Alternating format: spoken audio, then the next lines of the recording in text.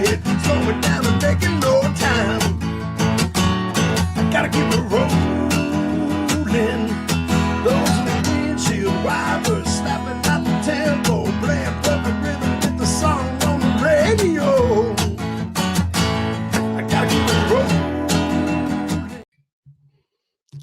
What's up, everybody, and welcome to episode 316 of the Rideshare Rodeo. I cannot believe it has taken me 316 episodes to get Vinny on here. Jesus, 316 episodes? Never missed a Tuesday drop. My God, brother, congratulations on that. Thanks, bro. Holy wow. Yeah, so Vinny Kuzz, welcome. Vinny is also known, you guys, even in the audio, a lot of you guys on audio podcasts might even know, because you might, like me, might have run across it. Rideshare Garage. He's still on YouTube too. You can find him at Vinny Kuzz and in the show notes of anything you're watching or listening on. But Vinny, yeah, I can't believe it's taken this long, but here we are sitting down together. It's awesome to have you, brother.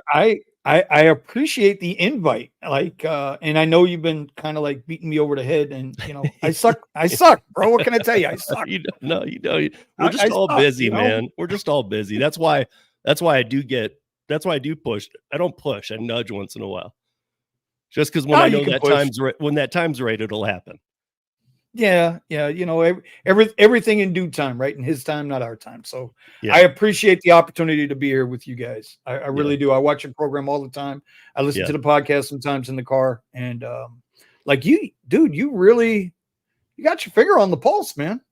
Yeah, you know? I mean, you know, and I think it helps that I keep having people back on that they lead me to other people that want to get on, because those people are already wanting to talk to the people I've had on. So I've really networked myself out in a way where I think that I'm in so many different realms too. Like sometimes people get confused. I had somebody the other day even ask me like, man, I feel like your channel just switched gears to politics. I said, well, politics are invading our space right now. And that's the story. 100%. So that's what we're going to talk about. I said, because 100%. if you're worried about the base pay right now, that's not the concern. That's right. I mean, there's always going to be 100 concerns, but the big priority one is going to obviously be what's going on. And so my channel didn't change, but just my channel isn't how to put a bag at a door or how to do this. I think a lot of people get that kind of, and it's nothing wrong with it, but they get in a mode where this channel's my channel's hard to say what it is. No, I think your channel is, I call it the nuts and bolts. Like the true nuts and bolts of the gig economy. You're right. You know, drivers tend to want to look for that magic bullet. How can I make the quickest money in the least amount of time? Right. The magic bullet. But with your show and the things that you do, like you really do, you break it down, you get under the rock. You're not just standing on the rock beating your chest. You're under the rock. And it's that dirt you find underneath that's going to shape how this thing moves forward in the future. So no, man, kudos, bro. Yeah, no, thank you. And I know sometimes it takes people to come around, because I know some people first find the channel and they're like, wait, I think he's negative about stuff. I'm not negative. I'm just a realist, people. Like, if you don't know me well, like that, I'm just a realist, and I'm giving you my opinions, just like anybody else's. Anything more than that, if I say it's fact, all I'm doing is reading the fact that somebody else presented, which still just makes it an opinion. So, I mean, whenever we're talking about that, I'm giving you the most factual stuff. I'm quoting things from certain sources, and we can put some pieces together. But it's always opinion. I mean, at the end of the day, you know, it's what fascinates me is when because it's becoming political. Even way back with AB5 and all of that in California. And, you know, it was political, but now, as you know, last week, right? Yeah. DOL's now like, oh, no, wait a minute. There's a tax base here we're missing.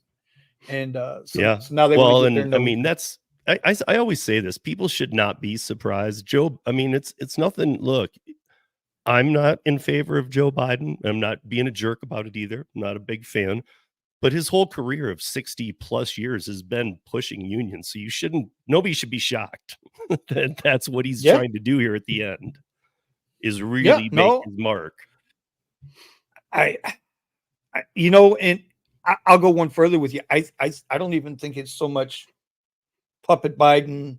And when your Department of Labor, Secretary of Department of Labor, who was the head of the AFL-CIO for many, many years, and decides and was involved with all the California of 42 billion. When he decides to bail on you when everything's supposed to be going good, there's a problem there. Well, Marty Walsh took a better job. I would have gone to the NHL Players Union too, man. Yeah, I mean, I get that. I get that, but I get that. But for somebody who spent an entire career, labor union, and now with the most, I guess, liberal or progressive or union administration we've probably ever seen, at least that's been exposed to us, and you just, I'm gonna go be a hockey guy now. I don't know. Something's off there. The other thing too is that I can't remember what it was. It was like just shy of 400% what he was being paid by the NHL. Oh yeah, no, I mean, money's money. I think he's getting older. He's like, dude, this thing's gonna blow up on people's faces. But the biggest problem to me was, we have things in place, but we oftentimes see this once in a while. We don't need to go and figure out why this doesn't work, because things have never, like, maybe it's never happened in so long. Like, and that's what happened when Marty Walsh left. The acting Department of Labor became Julie Sue, who was the one who lost $42 billion during the pandemic from the EDD in California, and actually never got that money retrieved for the right people. That was all like cartel money and stuff. She was the biggest loser of all of that. Now she was putting into the acting position in March when he left, and that gives her 220 days that start that day that she becomes acting, where Biden can get her confirmed. During that 220 days, he could not get the votes confirmed. So I had to go and look, and any administration that holds the White House and the Senate, I had to go back to 1856 to find the last time they couldn't get somebody confirmed. Oof. So what does that to me, that just was like, people are going, well, wait, I don't know if this is right or not. That's probably because nobody's had to challenge this law in almost 200 years. Because we're blowing the dust off. Like, wait, what's this acting secretary rule? Because well, I mean, and not just in labor sense, but just as in the general political spectrum, like what happened in Colorado with the Supreme Court or with the ballot ruling, right? And whether you're for it or against it's irrelevant. We're talking constitutional or I guess constitutional interpretation here. And they had to go back to 18. They had to go back to the Civil War. Yeah. Like, I don't know. Well, I mean, it's just, like, here she is. She has the 220 days, though. And that's just to mark how far you had to go back to see when somebody else that didn't happen to. When that didn't happen before, that person was then released because you're not supposed to still sit in that position. But that ended in September of 2023. Julie Sue was there on January 6th still, the day that the 118th Congress started its second session just a week ago or whatever. And she's now acting Secretary of Labor again. So he's given her like a second term of nobody'll push you through. And that's another constitutional challenge. That's the big one that like Kevin Kiley's taken up. Where he's going, dude, you can't just put this person in because you can't find the votes. Just say, well, then we're going to let her decide. It's amazing how they call it distraction politics, distraction propaganda, or whatever. I'm not trying to get down the whole Jones rabbit hole here, but it's amazing the stuff they put in front of us to distract us from the serious issues that need to be taken care of and dealt with, and yet here we are, right? Yeah. Here we are. We woke up Yep. this morning, we still got to pay the same bills, even if they are 20, 30, 40% higher than what they were year over year or 2 years ago. And we still got to do what we got to do. Yeah. I mean, you were talking about Prop 22, and I actually had a note on here because I had, Prop 22. I've talked to Sergio many occasions about these two. Great guy, man. Great guy. Absolutely. Both of us agree Prop 22, complete fail. I know that some people listening see it as, well, I'm a delivery driver out there, and it's not. First of all, you're going to be under this challenge of this federal rule because it trumps no use of that word there other than like in card terms, people. Not Yeah. like, You're going to get, in other words, you're going to get hit over the head with it. Yeah. But yeah, so it can come in and say, and like I saw Lorena Gonzalez like just going nuts about this because she's a union shill now. And so she's like, this is great. Finally, Prop 22 will be ended and you'll all be subject to AB 5. That's actually pretty right.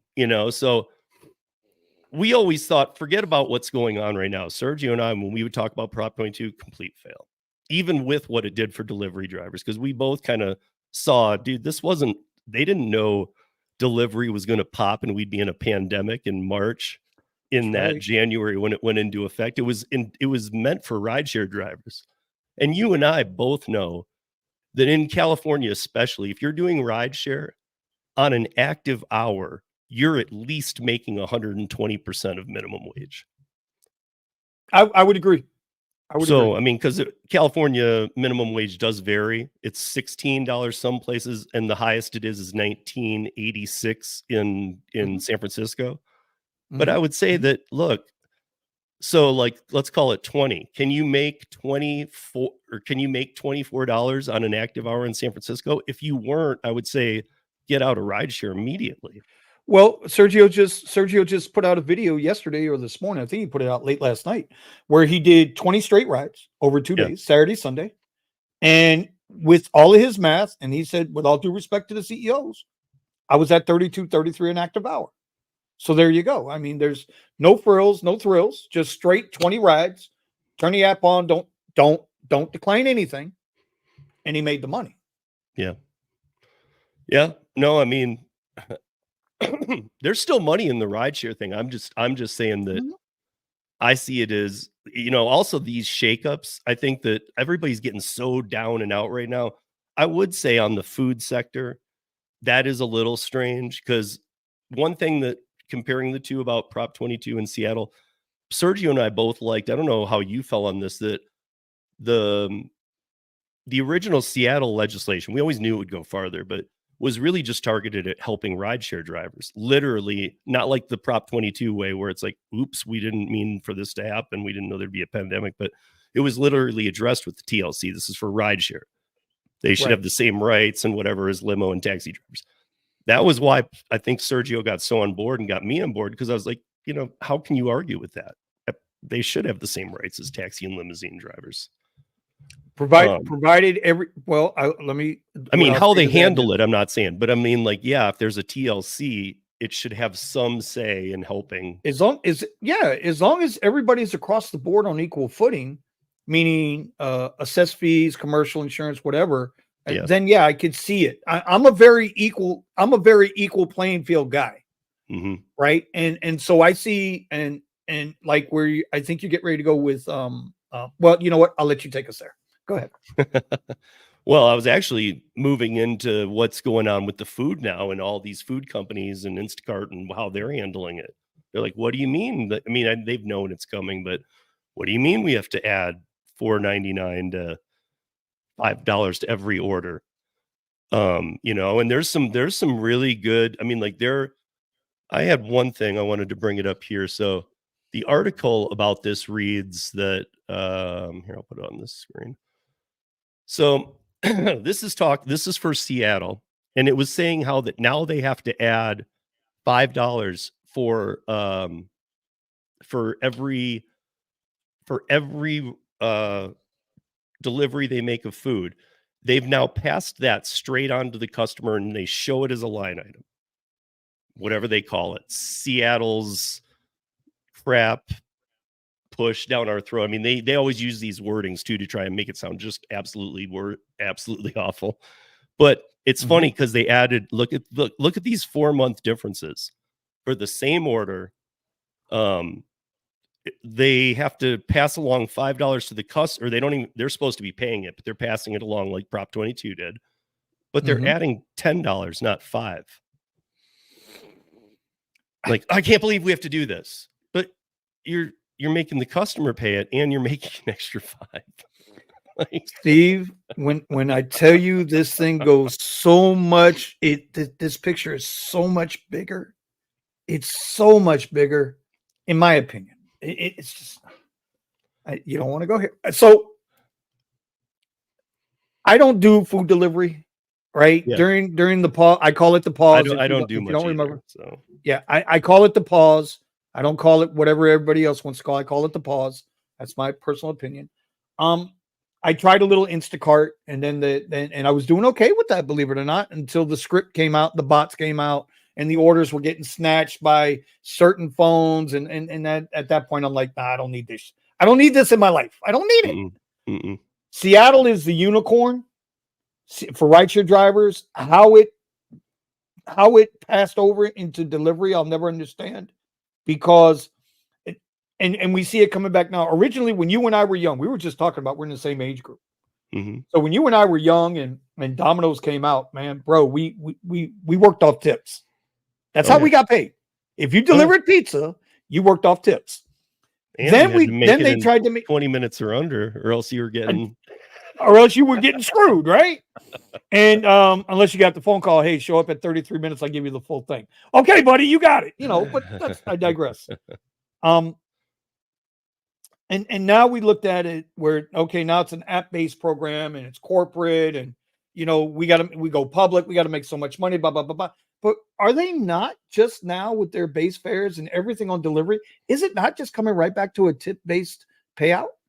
Because there is no standard. There's no, hey, you're going to get, X amount of miles per minute, per mile, whatever. Same thing in rideshare. I think rideshare is going to try to go to that same route of a tip-based app payout system.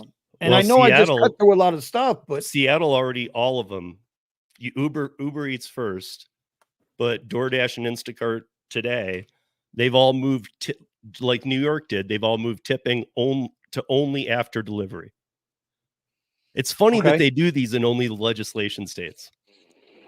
Because if they were really serious about this, like, listen, we want people to tip you on the service, blah, blah. And there's some wording about tip baiting. I'm like, you guys are beating around the bush here, because why is it only in New York and Washington then? I feel like any state you legislate, you guys are going to say that. If you really meant it, you do it across the board in every state.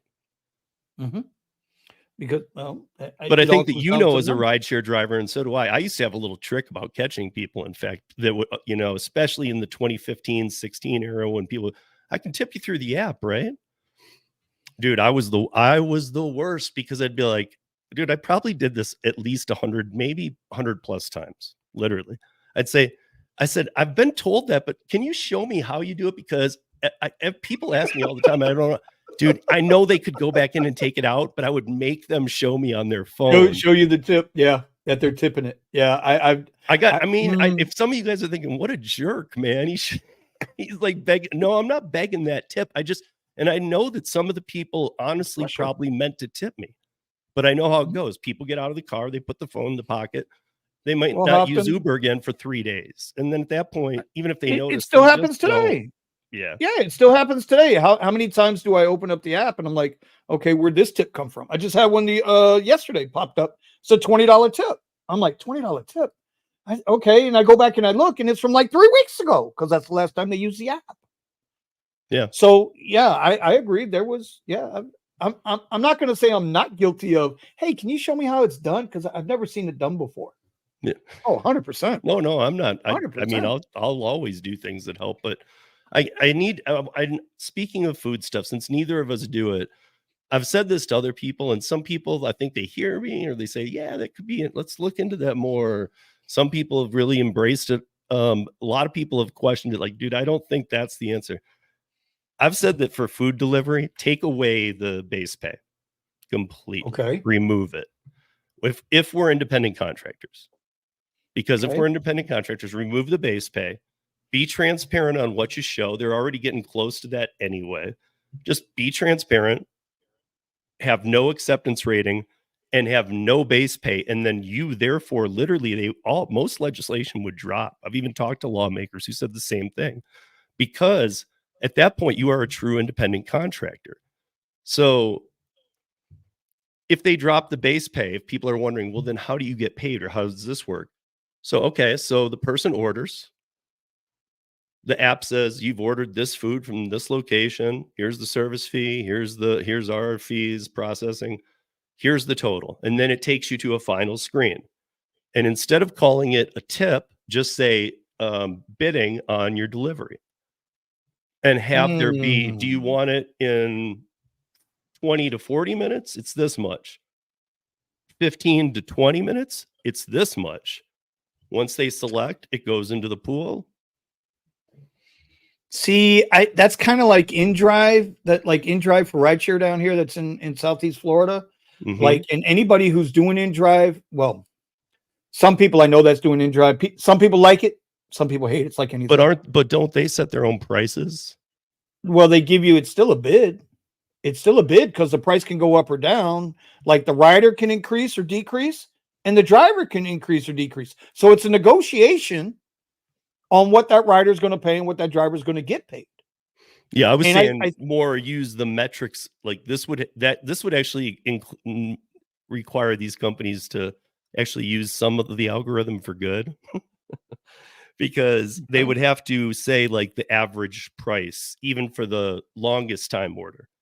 So the average right now on a Friday night at 7 is this. And then it could say, to get it faster, here's some options that are more money. But the average would still come out to what should be good pay. I mean, if you could, God, how do I say this? If you could trust the apps to provide honest data, then I would say, yeah, it'd be worth a shot. But I'm still in the belief of, I mean, if a driver's going out to work today, mm-hmm. I believe the driver, regardless of what he's driving, delivery people, whatever, there should be you got to have a standard. You got to have a standard set price. The per minute per mile works. If it's going to be a 60-40 split, 70-30 split, whatever that split's going to be, it needs to be that. Because drivers don't have any incentive. Think about this, Steve. As long as we're all seeing the same receipts, as long as there's some kind of. But drivers don't have the incentive anymore to go above and beyond. No. Because it is strictly, and I don't care. No, in fact, you're better off not doing any of the things we used to do, chasing surges, all the. You're better off just staying where you are and coming up with strategy, keeping short. Why should a driver stop after every ride to make sure that their backseat is clean, to make sure that their carpet is clean for a $2 freaking ride? I've talked about that. Was one of the main. I mean, the pandemic did it too, but slightly before the pandemic, how much are the delivery bags, the delivery warmer bags that you buy online? What do they run? $25-$35? I have no idea. The little crappy ones, I don't know. I have a couple Doordash and a Grubhub, but I have the big catering bags that I've bought because I do those for pair of work. Okay. So, if those can be $25. Okay, so let's just say it's $20 for a delivery bag. Mm-hmm. And they want you to, when you go to pick up the catering order or the delivery order, whatever it is, now you got to take the bag, put the food in the bag, secure it, get you where you got to go, carry the bag, undo it. Why are you going to do that for $1? Well, that's why I don't do food delivery. I'll do catering. I think catering and food are two different things. Right. I understand it. But my point is, let me phrase it this way. Why would you go the extra mile if they're going to keep chopping you off at the ankles and then chopping you off at the knees? That's why I like companies like Delivered. Like, forget the LOP in a DoorDash. I like a Delivered or a Pair of Works that says, like, Delivered says, here's the order total. Right. $3,500. You're going to be paid $300. Because if you guys understand, $3,500 is a lot of food. It could be a decent amount of work. Yeah. So, well, I've seen it with Eddie, and I've seen it with UDM and a couple of other catering order drivers out there, and I can see that, man. If you're getting the orders, if you're on their rotation, man, you can make some damn good money doing that. You're going to work for it, but you can make some damn good. It's a fair trade-off, I guess, is the bottom line. Yeah. I mean, we've talked about it before that, DoorDash, honestly, why do you think that last year alone, like 15 catering companies came up, more than food companies? Because catering's a different space than food. And yet, just like Uber does with everything, catering, DoorDash thought, we'll do catering with the LOP. It's like, no, because I mean, like, I know people straight up who are like, dude, I had this catering order, or I walked in and I was assigned it, but it was too late and it had been somebody else that didn't show. So they just gave me all the food. I mean, I know people who talk to DoorDash and like are having an event catered, like a graduation, let's say, party.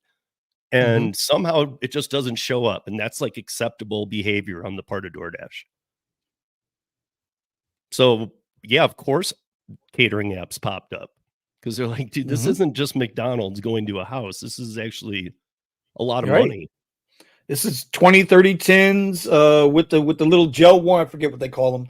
The little Therapine, Sturmo cups, or Sturmo cups, all of that stuff. The stuff we used to eat from when we were on lunch doing those jobs way back in the day when they would cater to us. Yeah, I mean, see a need, fill a need, right? Big Weld from Robots. You see a need, fill a need, and that's what delivered. I like what Curry has going on, right? You guys with Curry and right, you guys, but it's legitimate.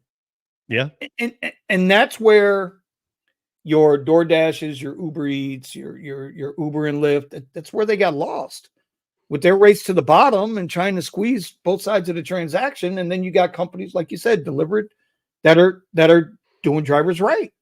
Question there is, how long does that last? And then to go back to your original point, what happens now with politicians now getting involved? Because I'm sorry, this might not be popular with people.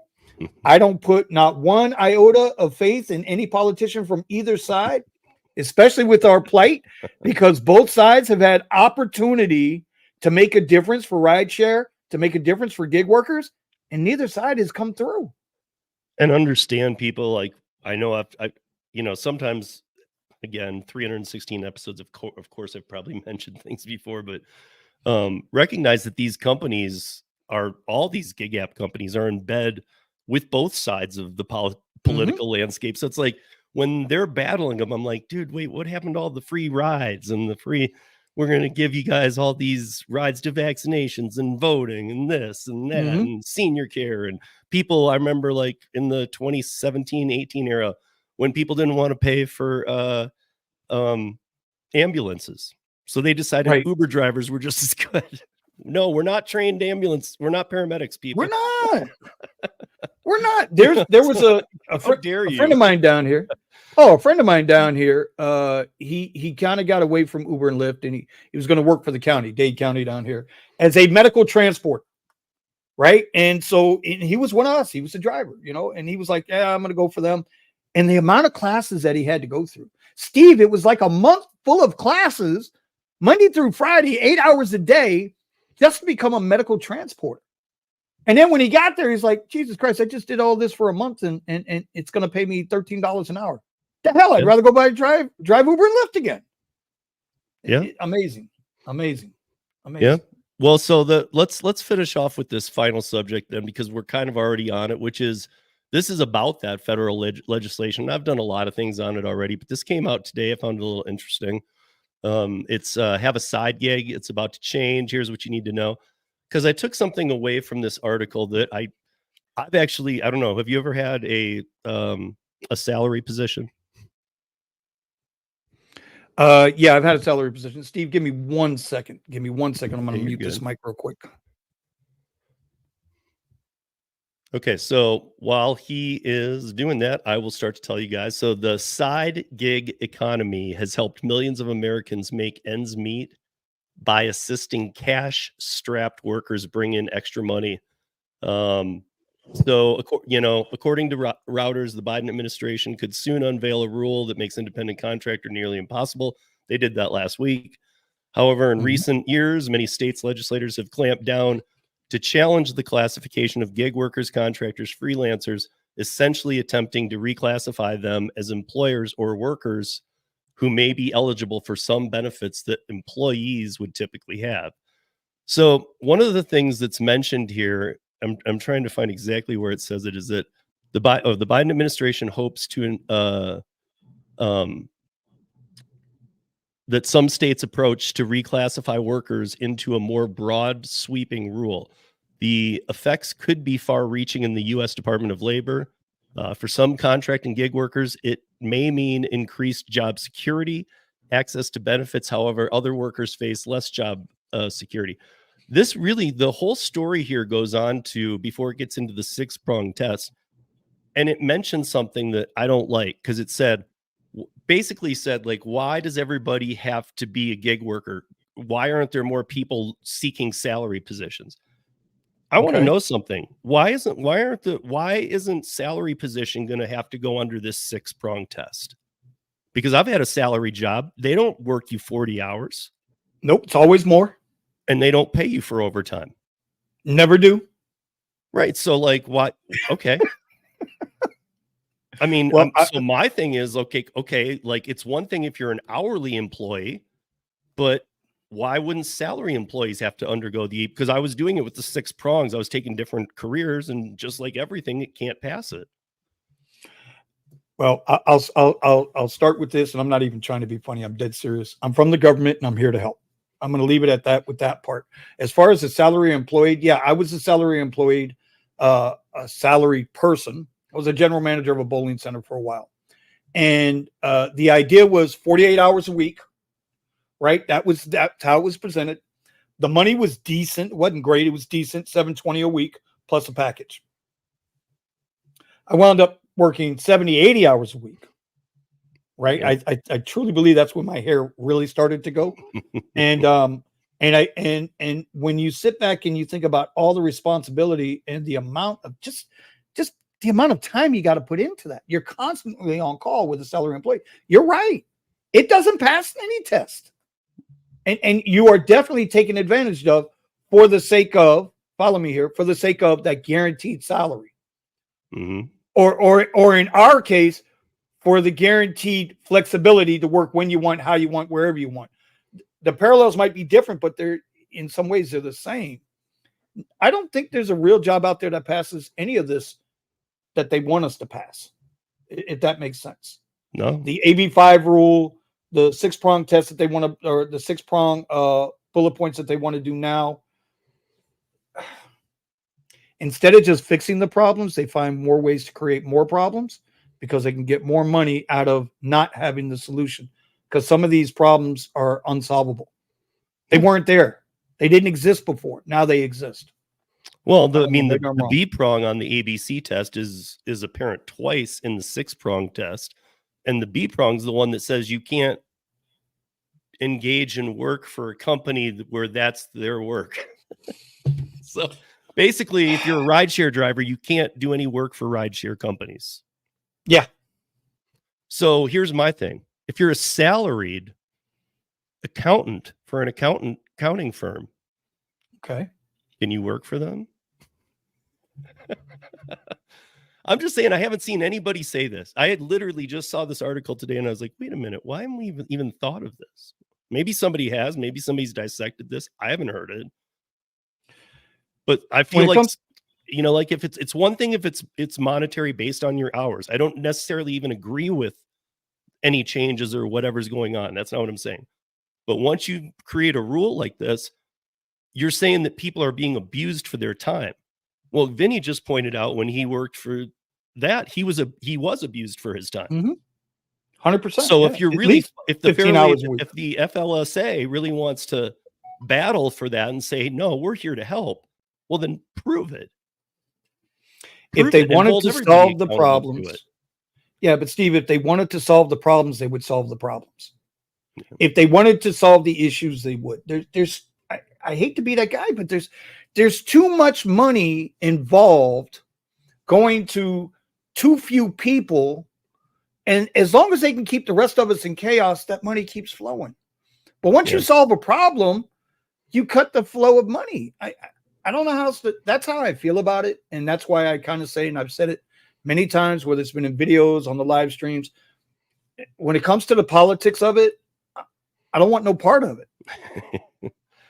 You know, just I don't, deal with it because every they're not day, trying to solve. and I Yeah, don't even want a part of it either. But I'm like addicted. no, and they're hooked not now, trying to so solve it's- problems. They're not. The original Uber concept worked.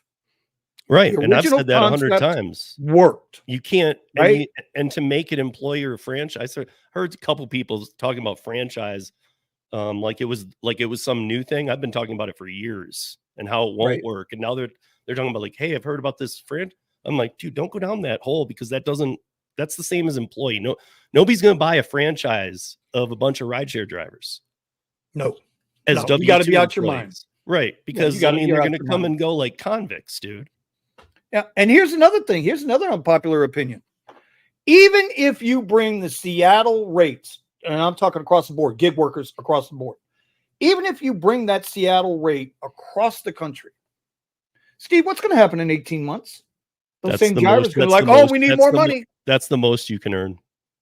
Yeah, but they're going This floor in meets 18 months. ceiling. Boom. But then they're going in 18 months, they're going to want more money. Right. It always happens. Yeah. It never changes. It's a vicious cycle of, employee, company, employee, company.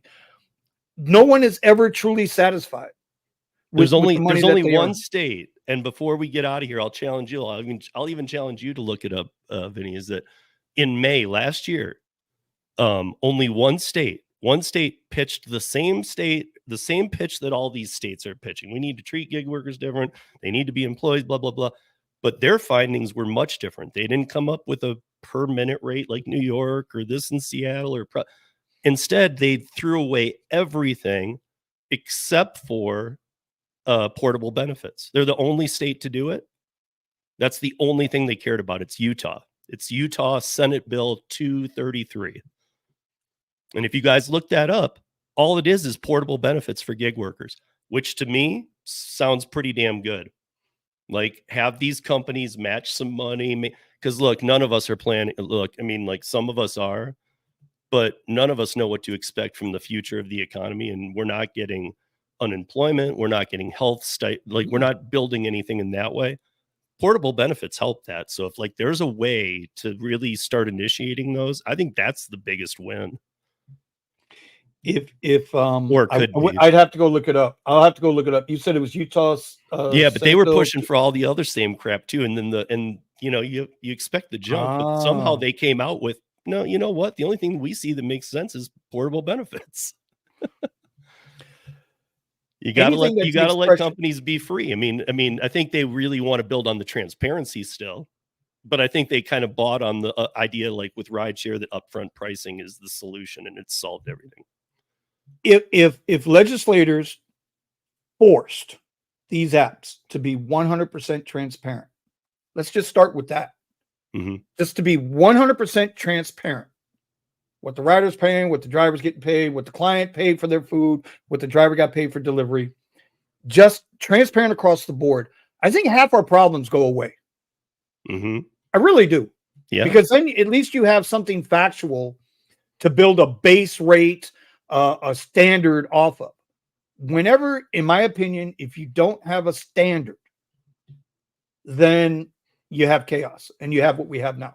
You got disgruntled drivers. You got some drivers that can go out here and make a good amount of money. You got other drivers that ain't got a clue. Yeah. You got a turnover rate of 70 to 80% every 90 days. And as long as that turnover rate still, nobody wants to hang around and keep doing rideshare if they're going to keep getting the short end of the stick. I was going to say something else, but I keep it church friendly today because I know Tony's going to watch. Okay. and so Tony's my guy. Shout out Driven Dad. Until we have a standard, Steve, across any of these, or transparency across any of these, I think we're going to be having the same conversation a year from now. Well, the only difference now, though, is that, I don't look, I'm not trying to, as we walk out here, I'm not trying to be political, but I'll just leave it in your head. I don't see the current administration being reelected. So I think this is not at all. This is a huge push for what his life has been. So I'm not agreeing with it, because I'm from Michigan. My family's most are from Detroit. We dealt with unions back in the day when there were some good things to say. And maybe I know there's still some out there that are good, but most face a lot of just like corporations, just have a lot of scum in it. And it's, and it does rob the workers of more money. The gig economy is no place for this. Though I see it as, look, W-2 or not W-2, that we just have to, even if it's not a hybrid definition in the middle, there just needs to be a whole redo of how we look at employment in this country. I mean, if you guys want to take it to that level, that really is where we're at, because we're trying to keep up with technology. We have a federal minimum wage of $7.25. And yes, 9 states still have $7.25 as the minimum wage. But if you go to those states, most likely you'll be hired at 10 plus anywhere. Right. I don't mind getting political. I know your audience might not like it, but look at California. They do. They know look at California. They just went to a state mandated $20 an hour? I don't even know. Seattle's is it 1987? All right. California fast food workers, state mandated $20 an hour, I think it was. I think that's the number, $20 an hour. All the Domino's and Papa John's drivers, 2 big franchises, I think it was Domino's, 2 big franchise owners of all these Domino's are now firing those drivers because they fall under that $20 an hour rule. Yep. So you can stand and beat your chest all you want on a minimum wage. But what happens every time that minimum wage is achieved? A whole lot of workers get kicked to the curb. Lot of workers now become unemployed. And they got to go somewhere. And the easiest place to go, Steve, is, it's right here. Yeah. It's the easiest place to go. I mean, New York's everybody thought New York was going to be so great. I know that you remember when it happened to Rideshare, when they did that same crap. But now they're doing it with this. Everybody thought it was so great coming out of the box. But now I was talking to Holly Camp last week, and so she was saying, well, how are 20% laid off? I'm like, they're not laid off. But because of the block system, 20% of the DoorDashers who were at least getting something before now can't get anything. Because by the time the blocks get there, there's none. Right. 100%. I mean, so it's almost like getting fired, and you can't be fired, but it's almost like getting fired because literally it's not going to change the next week or the next week either. You're not going to ever get that chance to get whatever they're looking for in their metrics to get you back in play to grab those blocks. Yep. And I'll go one out, you're done. That's it. And I'll go one more thing for you. When we talk about pricing, right? A lot of drivers and delivery or rideshare or otherwise, I was like, well, the rider or the client paid this. I'm going to refer to him as the client because it could be either or. They paid this and I'm only getting this. You do realize the market dictates your pricing. Yeah. Drivers, they've got this, and God, it's unpopular, but it's true. They've got this idea of what they're worth based on some fantastical number that some gig tuber popped up somewhere. And as my friend would say, and I know he won't watch this, so I'm going to say it anyway. He drives a QX60, but he wants Escalade prices. You know what I'm saying? There's a lot of that. And so again, until drivers got to be honest with what the market's worth, whether it's a Big Mac delivery, whether it's a Curry last mile delivery, whether it's a Lux Black ride, whatever, you got to be honest with yourself. What is this job really worth? And then once you figure that out, then you got to say, well, what is the market paying? Yeah. Because what I get paid in Fort Lauderdale or in Miami for a ride, for an X ride, is not going to be the same as what we get in Des Moines, Iowa today when they're going to the polls to figure out who they want to be their nominee for the party. So there's a lot of accountability, but it goes back to what you were saying, Steve. The structure of employment, the structure of what an employee is on a national level, on a national scale, has to be redefined. Yeah. Because this ebb and flow, like right? This administration didn't do a lot. They claim to do a lot for labor. They haven't done a lot for labor. They haven't done squat for labor. And then the next administration pulls it back the other way. And then the next administration pulls it back. So we go left, right, right. We get this big wave, this big flow of tide. Yeah. But who's the ones getting paid in the middle, Steve, the whole time? Who's getting paid in the middle the whole time? The same goddamn politicians that are pulling us left to right, left to right. Yeah. This is why I don't deal with politics. I get pissed off with politics because there's only two presidents. There's only two you're old enough to realize it. There's only two presidents where everybody across the board diversity levels, economic levels. There's only 2 presidents that everybody got paid. Do you know who they are? Donald J. Trump and William Clinton. That's it. Yeah. A Democrat and a Republican. Everybody got paid. Didn't matter. Didn't matter your skin tone. Didn't matter your background. Nobody cared. Everybody got paid. Well, Every most other people voting don't look into, hey, where does he stand with employment? Honestly, Exactly. I'm just being honest. You know, you're just like, I just vote Democrat or I just vote People doesn't do that still. I mean, I'm independent registered. It has a downside. That only downside is I can't vote in the primaries. I used to not care. I do care now. I think that's pretty pathetic. I should be able to, because to me, to be a registered Democrat or Republican, why should they have those kind of stats? We're going to go vote. I agree. Don't worry about it. Don't worry what I am registered with. I'm with you. After the last presidential election, I became a non-party affiliated voter in the state of Florida. So they actually have that, and it's on the voters' reg, says no party affiliation. Yep. As opposed to the independent party. Steve, explain that to me, brother. How can you be part of an independent party but be an independent? If you're part of a party, then you're not an independent. Right. I think that they think of people.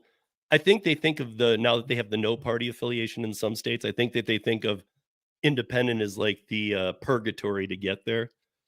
Like, I think I'm jumping ship from the left. I'm gonna go to independent for a while, and then like, okay, I'm ready. I'm not with any group. They just want those kind of stats. Like, where do you fall? And I think they think of independent voters as somebody who just fell off the boat from one side or the other. And they're the more attainable ones to the parties. I tell you this, once I went no party affiliation, my mailbox has never had so much goddamn junk mail from both parties. Yeah. I get it from both ends now. It's like, Jesus Christ, the whole idea was to get away from these people. It's like Godfather 3, right? Michael Corleone. The more I try to get away, the more they suck me back in. Yeah. Yeah. Anyway. It's like, I used to say back in the day, I know we don't get them anymore. I don't know who still does or whatnot. I think you have to special order them or something. But I used to say I remember when we were fighting, you know, we're always fighting about don't chop down all the trees. But every time the phone books came out, it's like,